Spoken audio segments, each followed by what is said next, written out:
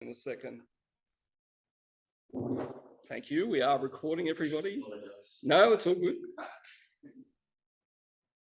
So this is a little video if it plays, but even if it doesn't play, you get the context. So one of the roles that I undertook in the 1920 season is with our predictive services team.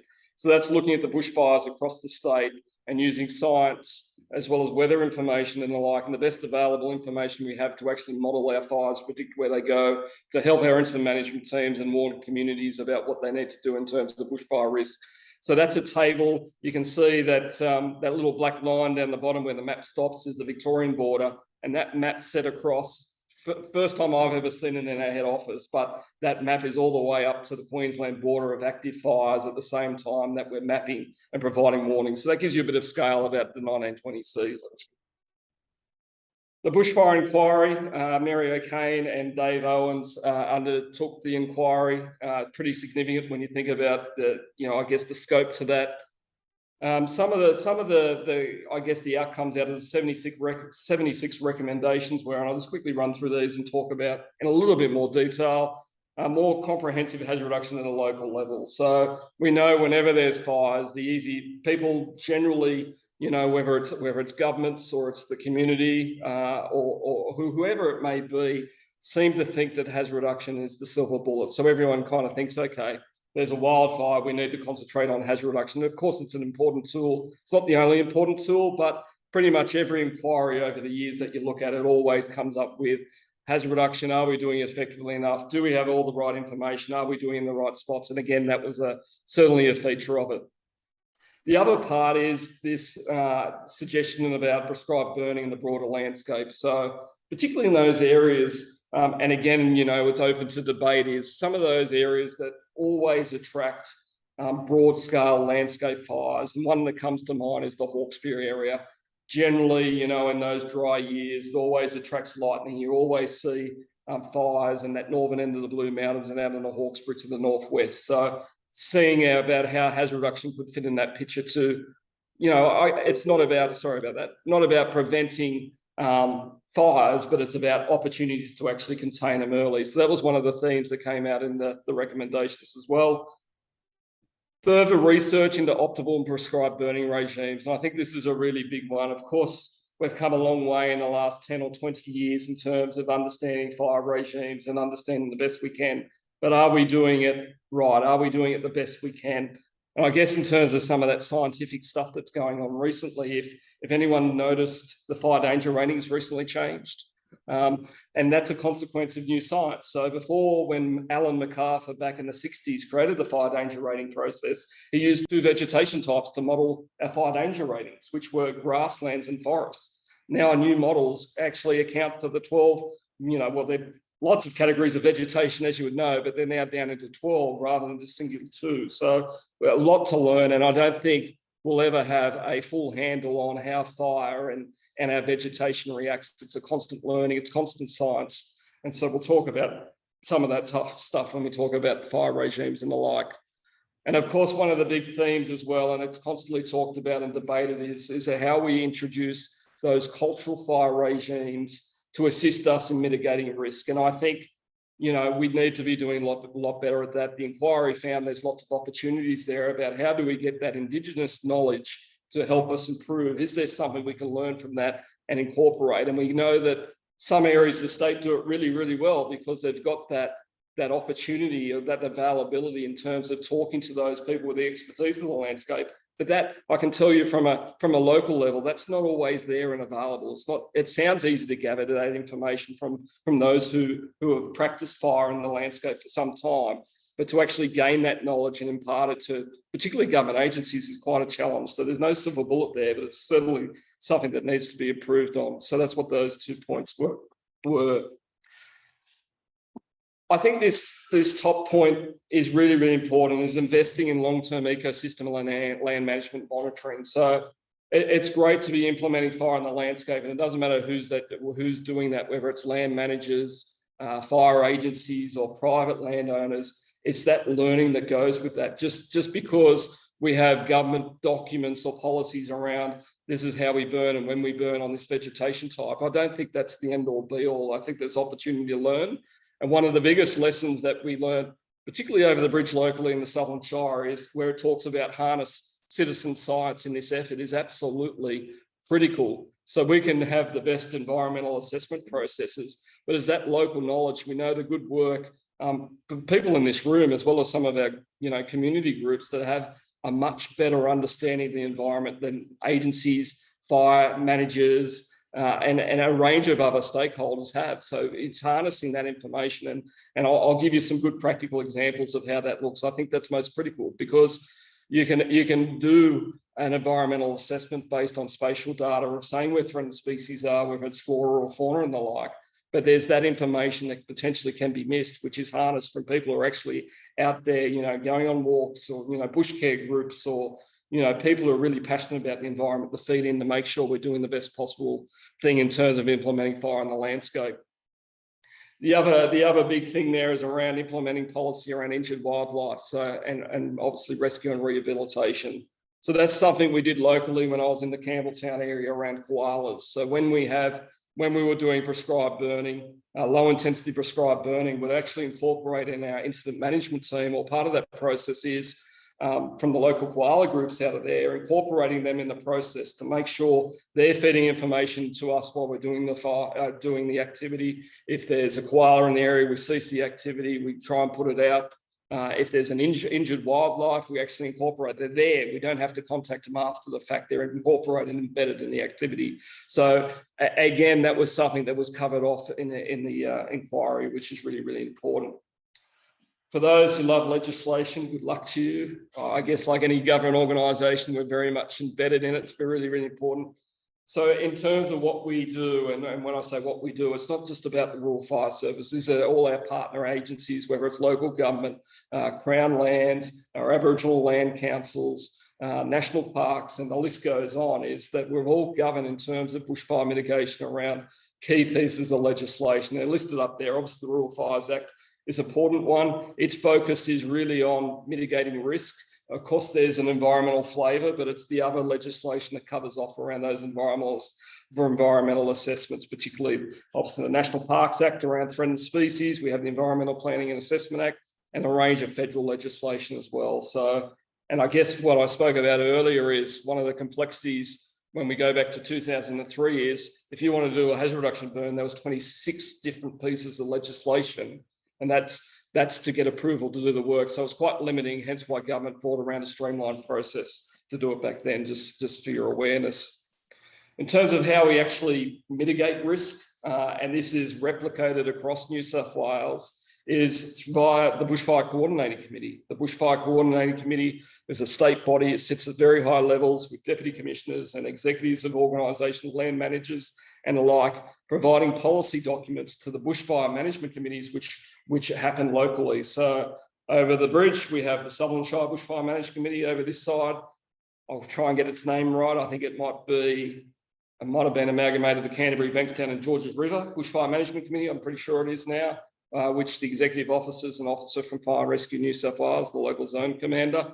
So we have these committees who are practically implementing and using the expertise of those committees. So land managers, environmental representatives, typically from the Nature Conservation Council or some other local group, as well as a range of other stakeholders to make good decisions around how we mitigate risk. How they do that, they have risk plans. If anyone's been involved in risk assessments, it's assessing, obviously identifying assets at risk, applying a treatment to them, and then monitoring that process as part of a year-to-year plan.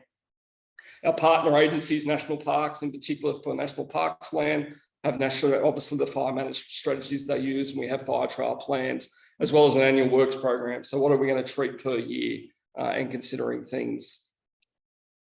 I guess the complexity around hazard reduction, I'm sure when we get to questions, there'll be some, potentially some debate about this dichotomy of different views around, is hazard reduction burning effective?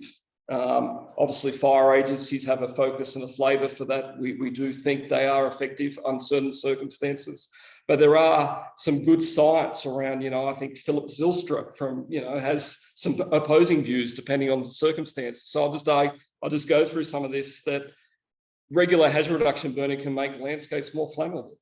And I think that's fair. If you burn somewhere often enough, you can have a dry sclerophyll forest. If you burn that frequently enough, that understory is going to change, isn't it?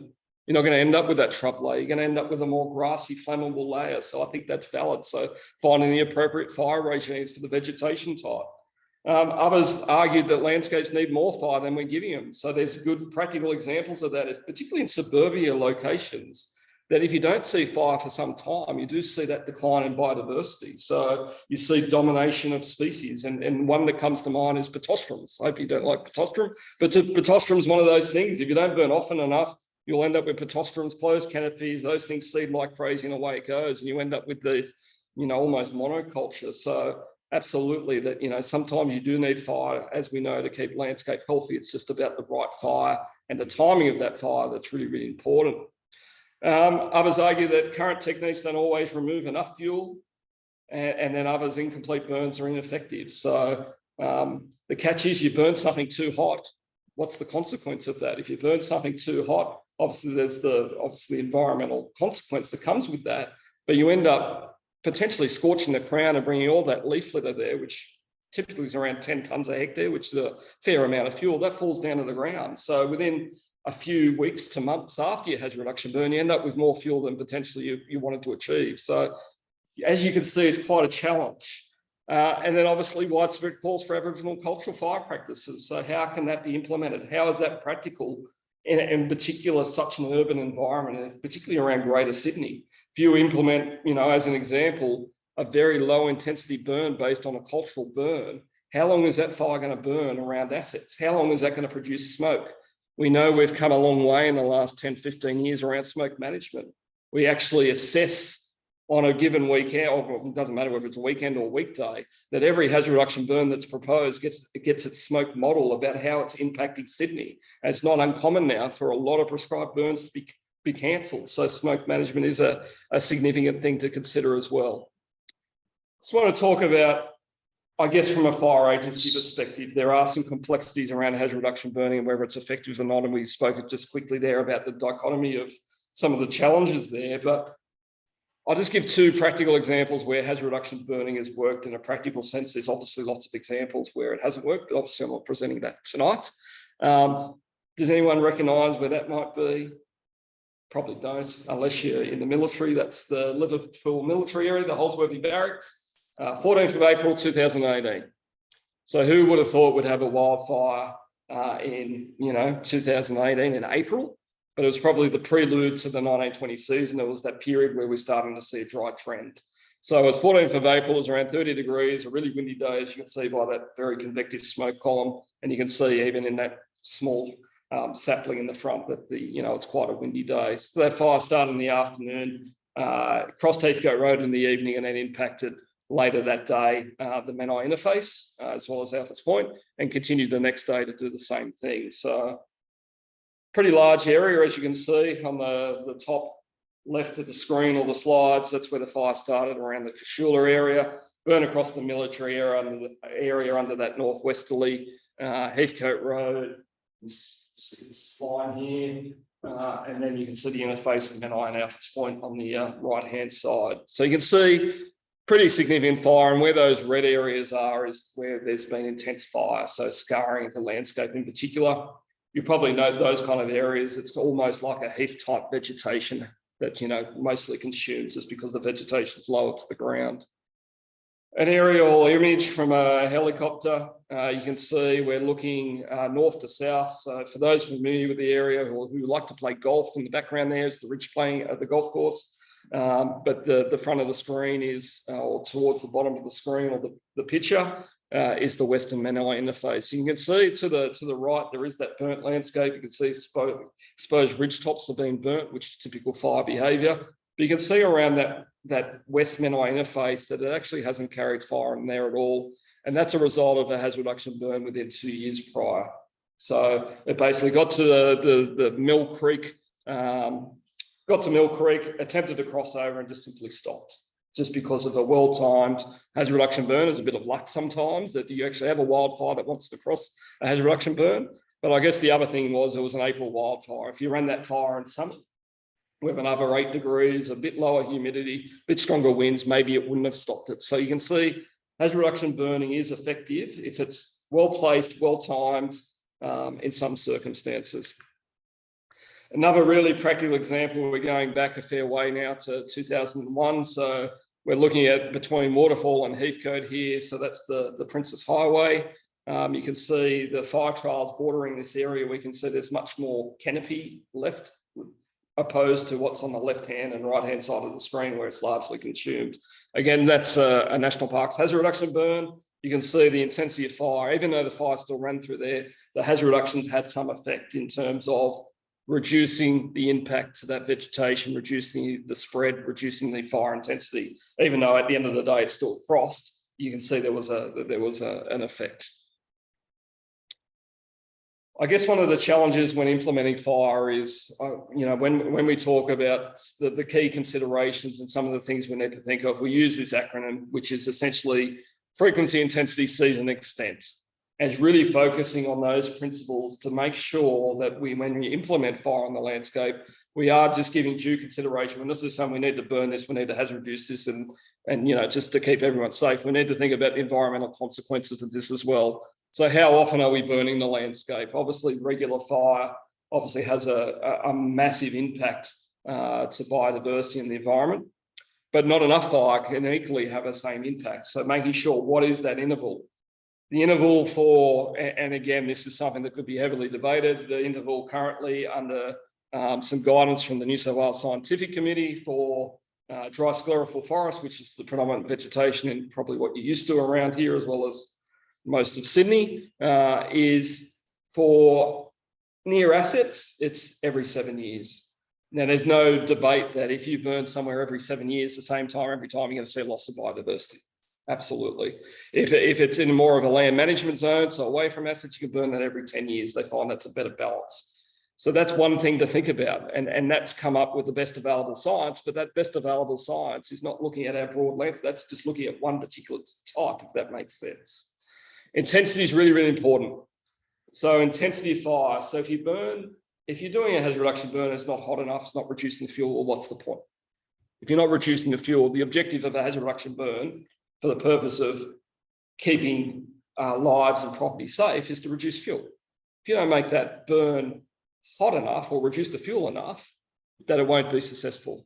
But at the same time, if you haven't done a hazard reduction burn in an area for 15, 20 years and you burn at a really low intensity when the fuel's quite wet, you might not even have an environmental effect to that. You might not be cracking seed banks and the like. So it's finding that real nice balance to meet your objective.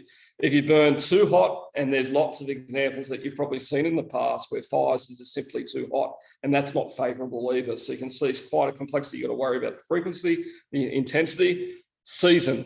When do you think most hazard reduction burning happens? Yeah, so as we come out of winter, so winter generally carries a little bit more moisture. It takes a little bit longer to dry, but around that August period, you start to see the August winds. If we're looking at normal weather, it's obviously weather's crazy of late, but normally in August, you see those August winds, you get some drying. So when do we normally start to see most of our burning? It's in that spring period. What's the consequence of burning in spring? Lots of our fauna is normally nesting and then obviously progressing with fledglings and the like. So it's quite a complicated period that you can see season's quite a challenge as well. Can't burn in summer because generally if it's a dry summer, it's too dangerous, too hot, the fires you'll never be able to maintain. And if you're burning middle of winter, it won't be hot enough. The extent's really, really important as well. You don't want to burn large tracts of your landscape and make sure, it's that mosaic pattern to make sure that you're managing your bushfire risk appropriately. That map on the right is an example from a few years ago in the Southern Shire showing you the dates when the next hazard reduction burn, this mosaic pattern of hazard reduction burning. We don't want to burn large tracts of bushland at the same. So I guess the challenge is, how do you meet all those? You've got the expectations from government and the community around hazard reduction burning and making sure that's effective. At the same time, you've got the expectation from government and the community that you're going to protect the environment as well. So it's quite a challenge to do that. But it's important that you consider some of these key points. So we can, obviously Q&A, we can talk about some of those challenges a little bit further.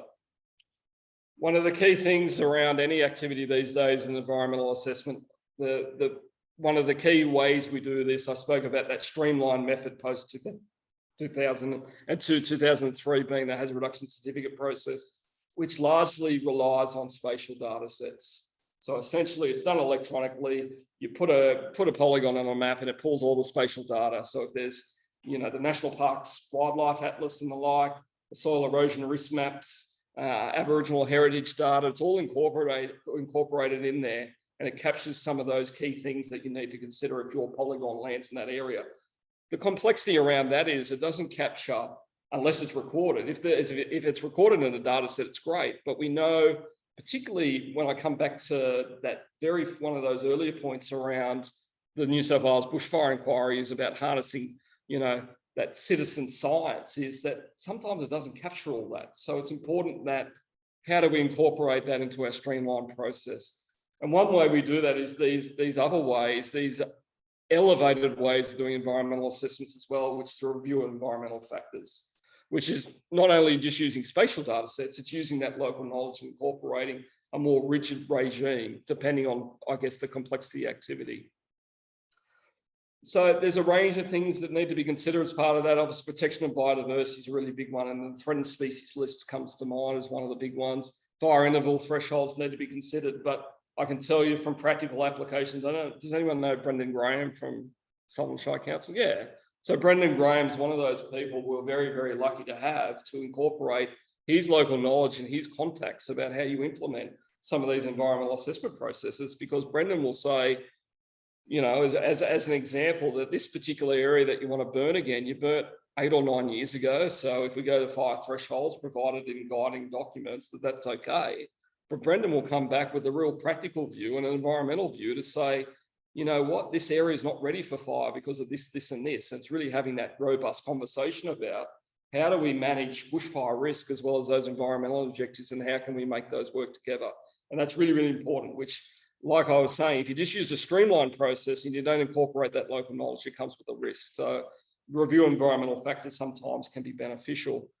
Impact to smoke is a really big one, you know, whether it's nursing homes, childcare centres, roads, power lines, and just the broader impact to the community, particularly in Sydney Basin especially, is another key consideration about implementation. Soil erosion and instability is a big one. I think everyone was holding their breath post the 1920 season around what kind of rains would follow that season, given the scarring on the landscape, about what kind of impact would have to the mass movement of soil. Heritage and weed management, and how you incorporate, you know, I guess as an example in weed management is making sure if we're implementing hazard reduction burning, we're working with our land managers. So whether it's council through their bush care groups or it's Crown Lands, that they're actually doing some weed management first before we implement fire. So we're getting better bang for our buck. So other considerations. When we talk about those bushfire management plans, for your awareness, there's these things called asset protection zones. They're those mechanical areas that are cleared adjacent to assets. They're not about using fire, they're about mechanical means. I don't think there's anything too environmental friendly about them, because they really is this life priority focus. So they are cleared mechanically. I don't think there's, you know, can't think of too many examples over this side of the bridge. They do exist. They are important. They're really, really effective for stopping flame contact and rain and heat. But they're small scale, if that makes sense, and they don't really rely on weather. Strategic fire advantage zones are really, really important. So they're these areas that we map around our assets, generally up to 500 metres or so, that we really concentrate heavily on burning regularly. And when I say regularly, it's that regime of 7 or 8 years, but that comes with the consequences I already identified. Land management zones, we're burning for an ecological purpose rather than a fire management purpose. The other things that have recently been implemented in the bushfire risk management process is ignition management zones. So these linear breaks that you could burn to stop fire progressing depending on the vegetation type. And then there's obviously those really critical vegetation types, where it's wetlands and rainforests, that simply just shouldn't be burnt, and they aren't burnt, and they're excluded and can't be, unless it's a wildfire, of course. So anyone interested in those regimes, there is this document called the Bushfire Environmental Assessment Code. It sits on the RFS website. It's not an RFS. The RFS didn't make up these figures. It's come from the best scientific information we have in New South Wales at the time. So for a lot of the dry sclerophyll forests, it's 7 years. In a strategic fire advantage zone and in a land management zone, it's every 10 years. And again, it's really harnessing that information locally about, is that appropriate regime for the objectives that you're trying to meet, whether it's fuel reduction or an environmental or both. some practical case studies, and we're almost at the end because I wanted plenty of time for questions. So, and I've stolen this because last time I presented this, I had Ranger David Croft from National Parks with me, who's a ranger in the Royal National Park. So I probably won't do this justice as good as David would, but I'll just cover off one of his challenging burns that he had. So we're talking about the Royal National Park. You can see Bundoona and Main Bar at the top right of the screen, and that area circled in yellow there is a hazard reduction burn that National Parks proposed. It was the Watamulla burn. One of the challenges, as normal, just a few days prior to that hazard reduction burn, we had our friendly koala turn up. That's the last thing you want when you're planning a hazard reduction burn, is for a koala to turn up, because you don't want to, you want to protect it. You know, they're pretty important animals, and like all animals are. But so they had this koala turn up. So National Parks went through a pretty robust process of actually surveying the site for a number of days using expensive aircraft. And they went through, and this was one of the patterns they did. You know, that's a pattern of the aircraft on one of the days, where they went across with a thermal imaging camera, spending a number of hours trying to find the koala, sometimes a needle in a haystack, but a significant effort went to it because it is important. So they went through the process, and ultimately the end result was the koala wasn't there and had since moved on. The vegetation across some of that area probably wasn't conducive for the koala. But the other thing they did from a practical point of view, so we can see some of the burn scars across the Watamulla area. You can see, you probably look at, all the burn scarring where, it's consumed most of the vegetation. But more importantly, in that burn block, there's lots of areas where it's very low intensity fire. So even if the koala's there, I think we all know what koalas do when there's fire. Generally, they hop in the tree, because normally they're in a tree, but they climb to the very highest point, don't they? That's their natural reaction in terms of dealing with fire. So even if the koala was there, he wouldn't have, well, he or she, depending on what the koala was, wouldn't have been in that heathy vegetation. More than likely anyway, would have been in more of the forested area. So, and they ultimately, and there's a practical picture of, largely fire didn't get into the wet areas of burn just because of an appropriate implementation of the burn. So it was a good job by National Parks. The other example, this is an example of mine and Brendan Graham. So this is where local knowledge is really, really important. So we know that across New South Wales, we have the threatened species list. In this particular example, Brendan raised concerns in the Loftus Creek Valley. This is where we're talking about. Raised concerns about a species called the Grevillea longifolia. I'm sure most of you would be familiar with that. Grevillea longleaf, jagged things. I never used to be a vegetation nut, but kind of Brendan converted me over the years, or bashed it into me, one of the two. And he identified these species that needed to be protected. So ultimately he said, look, can we protect these? How can we do it? And it was obviously in terms of the implementation of the fire, we modified the burn plan, the implementation, to actually protect the majority of the species. So particularly around the creek lines and some of those areas where we could get crews. Couldn't protect them all, and Brendan was okay with that because he's a realist. He understands that, if we're protecting 75% and 25% are burnt, well, maybe there's information in those that are being burnt that could be feedback to how did they react to fire. The reality is in that landscape that, before Brendan and I identified there's Grevillea longifolias in the Loftus Creek Valley. The Loftus Creek Valley has been regularly burned over many, many decades. So whatever's happening in that space, the Grevillea longifolia is doing quite well. So I guess if we just relied on spatial data and not using that harnessing the local knowledge, these are the kind of things we'd miss. So it's really, really important that we actually capture this and actually, obviously acknowledge it. The other practical example, it's probably the best view of Brendan. If he hears this later, the back of his head. Does anyone recognise the guy on the right?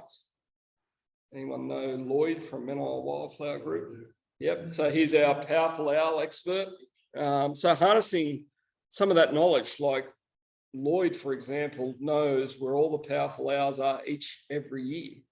We don't know that information. The spatial data sets can't keep up with that. So through Lloyd and Brendan, here we are hunting, obviously the pellets that drop out of the powerful owl after they eat rats and the like, scraping under trees and identifying, is this owl, where is he nesting this year? Where is the hazard reduction burn program that's being implemented by the Bushfire Committee? Is it going to be impacted by the owls? And one of the concerns around owls in particular is they take a large portion of our year in terms of burning. Generally, from the environmental condition for owls is you cannot burn from April through to September. So it's quite a significant period. So one of the things I say, Brendan, this is from a fire management point of view, I say, Brendan, that's fine. We need to protect the owl. But if you're telling me we can't burn from April to September, guess where we're going? We're going owl hunting. We're going to make sure whether the owl's in that area or not, to make sure that, you know, we're actually, if we can do a burn, we'll try and do the burn, because we need to look after life and property, but at the same time, we need to look after the owl. So let's challenge ourselves and say, is the owl there or not? And there's no better person than Lloyd in particular to know, you know the trees that the owl's in. He's out there every night, probably concerned neighbours going, what's that strange guy doing out in the bushland every night hunting owls? But you know, that's really, really important. There's a good practical example about harnessing that local citizen science knowledge. So I know there's lots of information we've covered there. It wasn't to talk to you forever and a day, because I know there's people online, and obviously I don't want to consume your night, and I'd rather have more time for Q&A or comments and the like. So I'll conclude it there, and I'll pass it over to anyone who would like to ask questions. And even if the audience aren't comfortable coming up here to ask questions, I'm happy to repeat the question for those electronically as well. Thank you. That's fine. Yes. What's the efficacy of fire retardants compared to water? Are they only applied by aircraft? And is that for aircraft safety reason? And what's the result of the studies about the residual impact of retardant material? So lots of questions there around fire retardants, and I guess they're how effective they are, and can they be dropped by aircraft. So there's probably something to start with. Is there's previously retardants being used, not in terms of bushfire fighting, but there's retardants in the landscape now called PFAS, which has been a major issue. So if anyone's heard about that, we're not talking about that. That's a historic issue. We don't use those foams anymore. But in terms of their use, so obviously every bushfire, every firefighting appliance uses foam. So we call it a Class A foam, and that's what we use on woods or combustible materials such as vegetation and the like. So we do use foam. Are they assessed environmentally? Yes, they are. Do they break down? Yes, they are. Are they effective? Yes, they are. They're more, obviously they're effective if you think about, I guess they break down the surface tension of water. So if you wash your car, where you get those beating with the foam, it'd cover it off. The types of foam that we use in the trucks and aircraft are chalk and cheese, because they use gels and the like. I guess I'm not probably the best person to ask in that space. Yep, I have. Perfect. But yeah, certainly that research continues. I think the foams we're using today are much better than they have been, and how they break down in the landscapes. Probably more of the effect of waterways is probably the key concern. But yeah, they are effective. Perfect. Good question. Put me on the spot. Yes. Jim Vickery. One of my impressions from the 1920 bushfires was the places where there was a total burn. Yep. Not only the canopy, the intermediate, the Yep. ground floor, and the very soil. Yep. Do you have a metric for assessing after bushfire the extent of the burn of the forest? Yeah, so it's a question around, do we have a metric of how we assess post-fire damage to, I guess, the various layers of the fuel? So most of that stuff's done spatially these days. They certainly, when I showed you that map, which was done by Department of Defence for the Holsworthy fire, they can do modelling about how intense the fires are and account that to something. Is there a metric we use as on the ground in the field? Probably not. But certainly, there's certainly universities like University of Wollongong comes to mind that would be doing this post-fire stuff, but certainly it is assessed. But most of it's done spatially just because of the amount of landscapes done, all covered, if that makes sense. Yes, up the back. You were talking about the one mile koala. Yes. Just wondering if you mentioned that it was expensive airplane surveillance to find it. Yep. That was a couple of years ago, I take it. Yep. Has drone technology come up to that? Like, would you be able to replace that expensive? Yeah, absolutely. So drones absolutely get used. I know national parks and they're using drones, and they'll utilise that for purpose, because you can certainly use thermal imaging on drones. I know fire and rescue use drones. We're starting to look at that in terms of obviously utilising drones ourselves rather than obviously helicopters, so absolutely that's occurring as well. I guess the other thing about koalas and what we've seen is, particularly post 1920 season, whether it's a consequence of the fire seasons or just long-term drought, is probably we're seeing a lot more koalas. We're getting a higher population move eastward than I think we've ever seen before. So I think from a fire management point, whether it's over this side of the river or on the other side, I think koala management is going to be even more important. I remember Campbelltown being called, is it the koala city or something like that? I think the amount of koalas that are being spotted on this side now, the eastern side, is becoming significant, and the use of drones and the like will become even more important. I don't think there's a day now where I look at social media around, particularly around the Engadine area or Heathcote, where people aren't reporting koalas in their backyards. So the use of drones rather than aircraft will become more, I guess, more relevant. And I guess the other thing is around, we also from time to time use aircraft or helicopters for what we call aerial incendiaries, so starting fires from the air and the ground, and drones will play a role in that in the future as well. So I think we talked a few months ago, talking about fire raging and what's going on. And speaking was saying that one of the big issues with fires is lightning strikes in remote areas, and how it's very difficult for firefighters to get access to control it, and then by the time they can, the fires spread under few tissues. He said there's technology available now where you can use drones to firstly locate, or use satellite imagery to locate the fire, and then use drones to actually control the fire, put the fire out. Is that been accepted, or is that happening? yeah, it's the questions around remote fires and the use of drones and quickly identifying the fire and potentially extinguishing. I guess that's it. I'm not aware of drones. I can give you some real practical examples. So the RFS at the Operational Communication Centre, there's a series which is under trial at the moment. The State Forest use fire sensing cameras that every day of the week an email is generated, and that job will come into the control centre to say there's a fire in this area, do you need to do something about it or not? It's actually imaging, so 360-degree imaging. They're also linking that to spatial imagery as well, as about how the satellite information can also feed that and cross-check. In terms of the application of a drone going to extinguish it, I haven't heard that, and how that would practically work in terms of how big is that fire, and what, I guess, what's the capacity of a drone to do that is my concern. Like, how big is that drone? What's it carrying to actually extinguish it? Because if you think about most of the lightning strikes when they occur, it takes a little bit of time for them to pop up. You can have a thunderstorm move through that carries some moisture. A tree primarily will be hit by lightning. It's only a number of days later where that tree becomes a Roman candle when the first smoke signal occurs.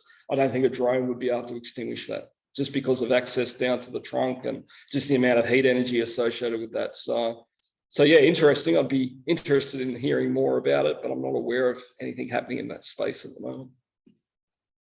Yes. You talked about and mentioned a number of times the use of Aboriginal land and the fire management techniques. Now, as I understand it, when the first white people arrived, they described the topography as a park. Yep.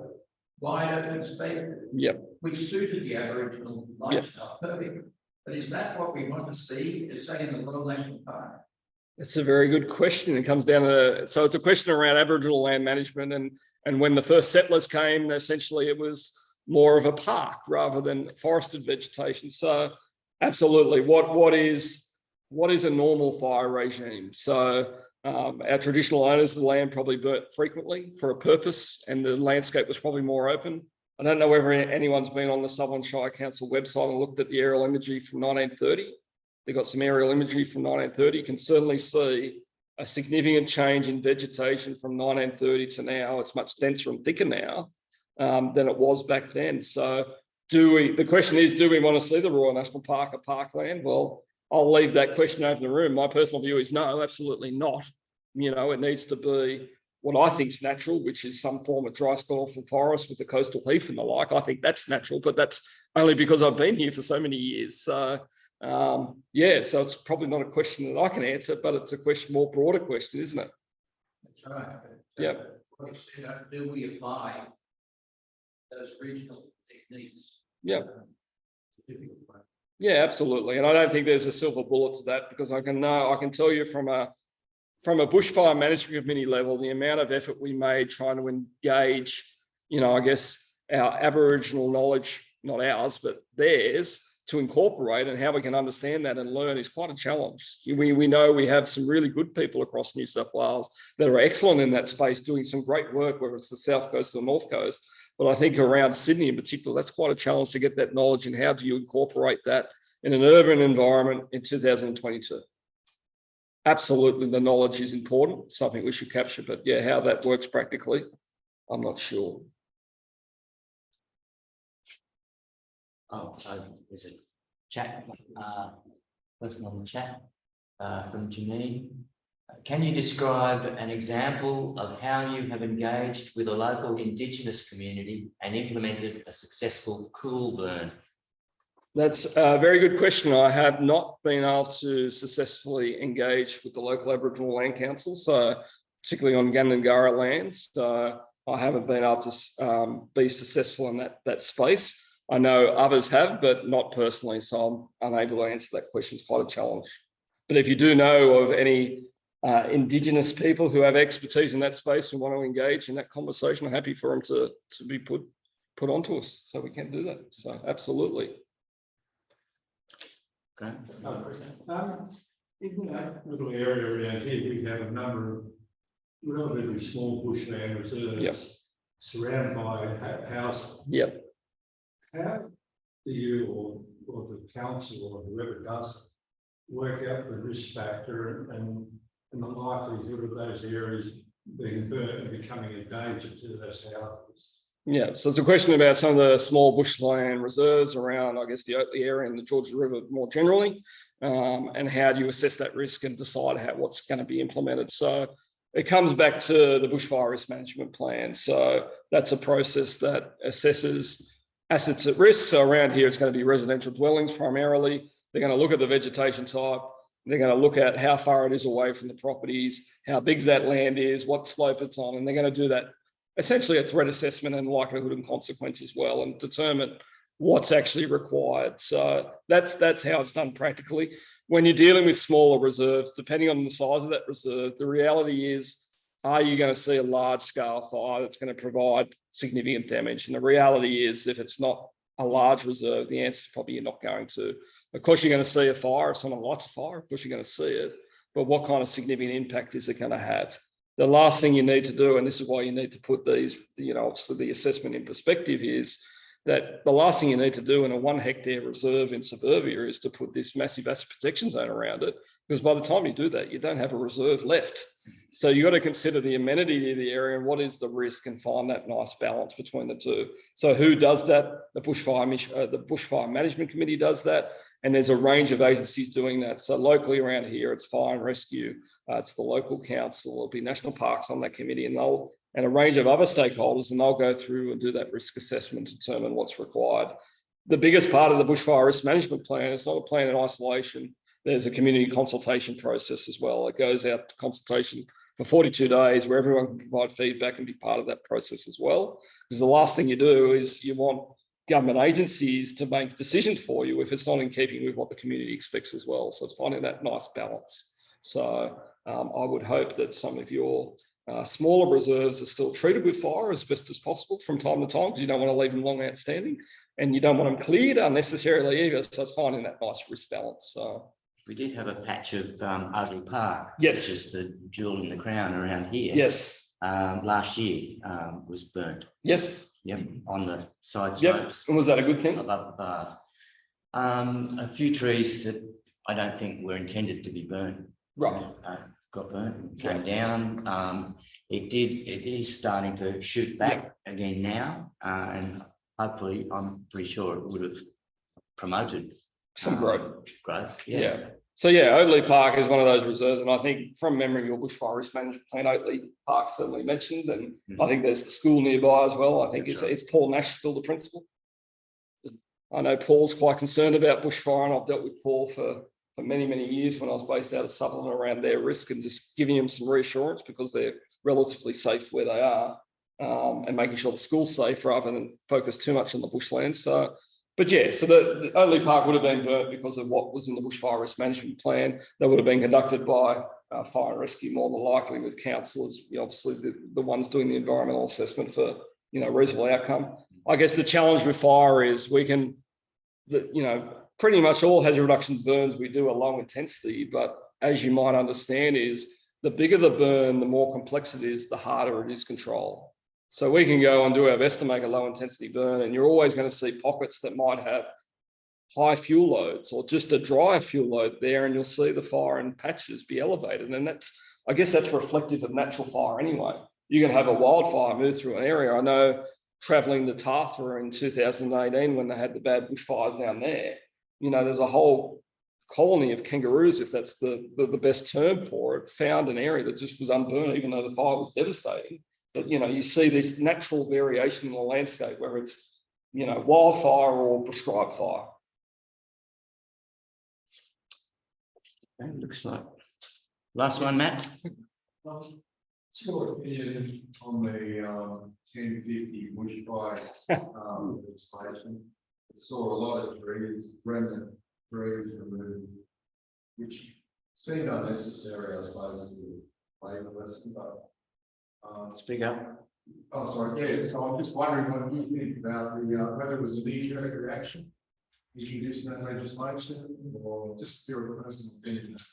It's going to be a bit complex giving your personal opinion, and so it's a question around the 1050 rule and I guess my personal opinion on whether it was beneficial or not. So I am in an RFS uniform, so obviously I'm very supportive of the 1050 rule, but I just want to talk about the background behind the 1050 rule. So it came about post, from memory, 2013, the Blue Mountains fires. I guess governments were concerned with how local governments were administrating tree preservation orders. So government or state government at the time saw fit to implement the 1050 rule. So for those who aren't familiar with it, it's essentially, if you're in a bushfire prone area, it's a little bit broader when it first came out. If you're in a bushfire prone area and beyond, that you could clear trees within 10 metres of your dwelling and clear up to 50 metres of vegetation. So in suburbia like that, there's not too many people that can clear 50 metres of vegetation because generally they've got mowed lawns, but the biggest consequence was around the consequence to trees, because anyone, even if it wasn't a bushfire risk, but it was in bushfire prone and beyond when it first came out, you could clear those trees without any other approval. So it was quite controversial. And I don't know, does anyone remember what happened at the time? Because it was actually based on not the bushfire prone land map at the time, which was 100 metres, it was based on a 350 metre buffer, I'm pretty sure. And that was based on, I guess, some modelling, which was similar to neighbourhood safer places. So it meant anyone up to 350 metres, not within 350 metres of the bush could clear trees within 10 metres of their home. So does anyone remember what local government area in Sydney took full advantage of that? Yes? Around the harbour. Yeah, around the harbour, exactly right. So the harbour took great advantage of that. So I think it was within a few months from memory that legislation got refined, because obviously it wasn't designed for people to get views. So one of the clauses in there, now, even if you're around the waterfront of the Georges River, there's this exclusion zone of 100 metres. That if you're in a waterfront area, it doesn't mean you can't remove a tree from bushfire risk. You just can't use that streamlined legislation to do it. You've got to go to local government to get that approval, and obviously consult with a fire agency to get that. So that's where it came about. It does provide that streamlined, deemed to satisfy approval process. I guess the thing that's missing with it is there's no real risk assessment based on an individual need. So again, it served its purpose. It remains there. Is it still used a lot? I don't know, to be honest. It was kind of a popular thing. I don't know whether it's, I don't think it's well. We have had a few examples around here. Yeah, okay. Close to the bush reserves. Yeah, okay. And the first thing you know about it is the trees coming down. No, the council doesn't even know about it. Yeah, absolutely. And we still see, even over the other side of the bridge, you still see that kind of stuff. So you see significant trees, some trees that have been around a long time that are significant to the landscape being removed as a consequence of that legislation. So if you wanted a personal opinion, you're not going to get it. If the meeting's finished recording and you want to catch up for a coffee, I'm happy, at another time to provide an opinion. It's a hot topic. Yeah, absolutely. And it always has been since it's been implemented. So, and it's two ways, absolutely. Okay, thank you, Scott. That's a wonderful talk, updating us. I'd like to call on Graham Fry to give a formal vote of thanks to us. Thank you, Scott. It was really a very interesting talk, actually, and I think most of us have not appreciated the complexity of trying to put together a fire management plan or doing a burning off a patch. I mean, many of us over the years have complained about councils or someone burning off this little patch of bush. And why are they burning that for? You know, there's nothing there, blah, blah, blah. But we can understand now that the complexity of it all and how, in most cases, I guess, there's a lot of effort goes into up front before you can actually put your mats to the leaf on the ground. And so thank you, that was really good.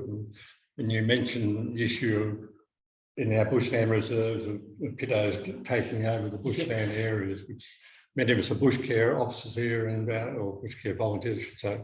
And we've certainly seen that. And some of the parks we're now seeing is another one is cheese trees are becoming quite common. And they're a much bigger tree and they're forming closed canopies. And it's going to change the whole environment as well. So, and that's, I guess, from lack of fires. And I do recall years ago hearing a talk talking about North Queensland, and they're saying the wet scirreful and the rainforest are in battle the whole time. But the fires keep the rainforest out. But once there's no fires, the rainforest is invaded, and the two boundaries are always moving. And I sort of think now with the cheese trees coming up, are we starting to create rainforests in our urban environments at the expense of the scirreful? Yeah, absolutely. I tend to agree with that. If you don't burn dry sclerophyll forest off, and you end up transitioning to wet sclerophyll, and becomes quite a different vegetation type. So, you know, it comes back, and if you burn too regularly, you end up with grassland, you know, or parkland. So, you know, finding what is that right balance, and, you know, you could debate that. Everyone will have a different view about that, and that's okay. Yeah. So once again, thanks very much, Scott. It's been really, really very interesting talk. Perfect. Thank you for having me. Perfect.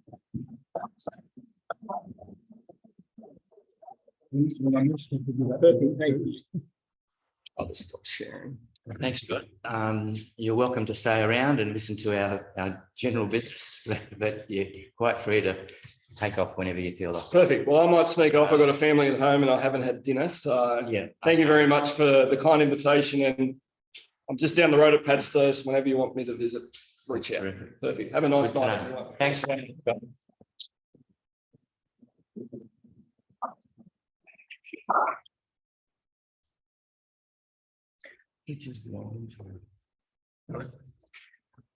You just took your yeah, we've got two in here. Is that, what's that one? Hang on, that's yours, I think, in there, isn't it? The USB drive? Yeah. That's what I wondered. You just pull it out, it'll be fine. Okay. Perfect. Thank you.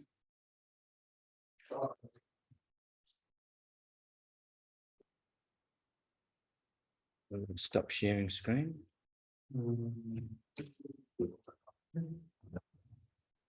Yeah. Why did it? Yeah. Okay. Sharing anyway. Oh, you might have stopped. I don't get this sharing.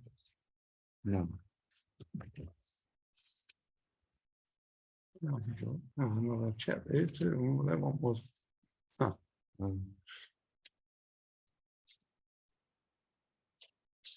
You don't want everybody else up there, though, do you? No.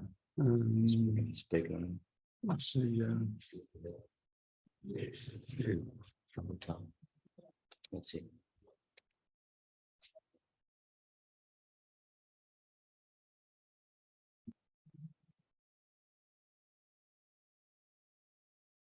Okay, so thanks everybody for being a participating audience.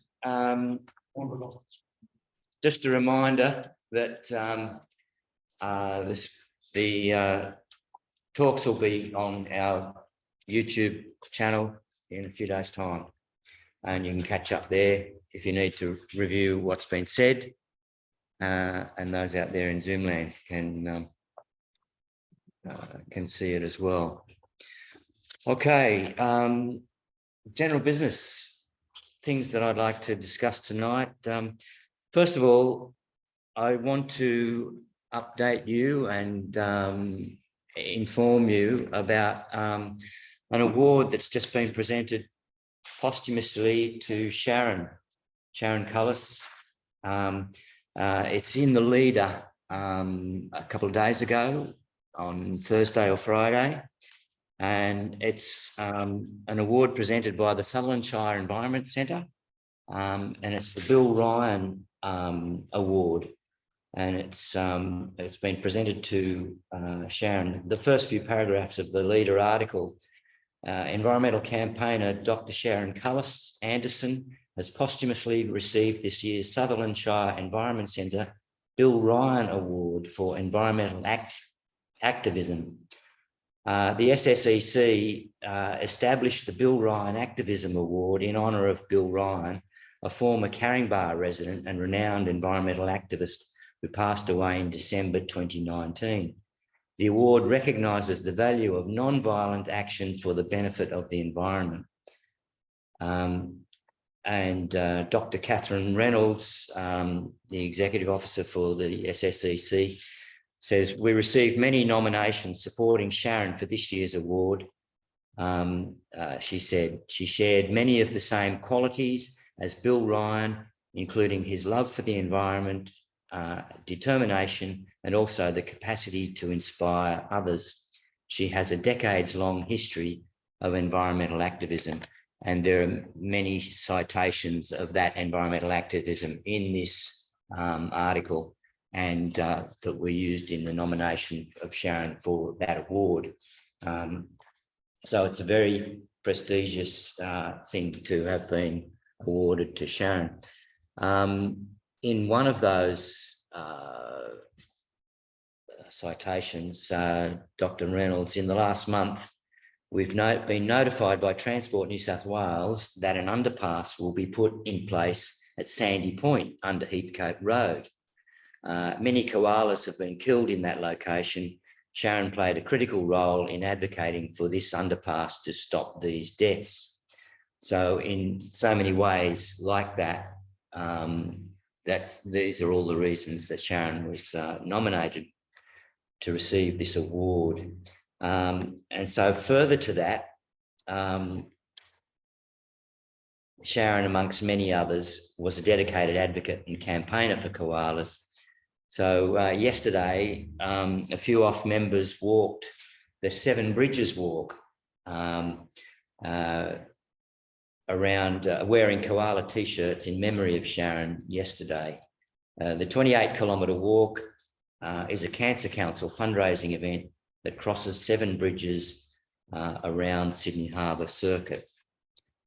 So that was that documentation of that. There's a few photographs up on the Facebook page as we speak tonight. So I just wanted to tie that in with this award. It's very important to acknowledge that to Sharon as certainly one of our members here, and a magnificent campaigner around the whole Georges River area. And so following on from that, a reminder that there is a petition to sign in the New South Wales Parliament. It's been promoted in the newsletter. In case you haven't seen any of it, I talked about it at the last meeting. As of a couple of days ago, there were 13,738 signatures registered on this petition. It's a petition to the New South Wales Parliament, the Legislative Assembly. Initially, it asks for the Legislative Assembly to declare an Upper Georges River Koala National Park, stop the rezoning of Stage 2 of the Gilead development and review the approval of Stage 1, build 5 effective koala crossings on the Appin Road, and implement minimum 450-metre wide koala corridors across the rivers and creeks of Macarthur. There are all 4 very key actions that the government can take at all levels, I guess, to stop the habitat destruction and allow the transition of koalas from out the Macarthur area and through to the Georges River, and hopefully onwards to the National Park, the Royal, and the Heathcote Park, which we saw from Tom Christensen 2 meetings ago. So the petition closes on the 15th of November, so there's not that long to go. We need another 7,000 signatures on that, and that will result in the petition being debated in the Parliament, in the Legislative Assembly, as was the Stop Logging New South Wales Native Forests was debated in the Parliament after that one reached more than 20,000 signatures. So just want to update you on all that. Stop recording. Sure. Okay. Yeah.